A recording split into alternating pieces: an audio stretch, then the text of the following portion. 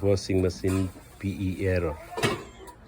If there is a error PE in a washing machine, what you do? You have to do first switch off the washing machine and then open this box.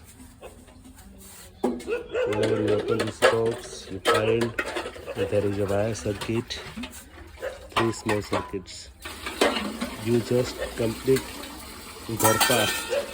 When you realize you solve the washing machine problem, and then after you just start it, yes, and just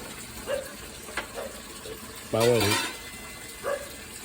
and just start it.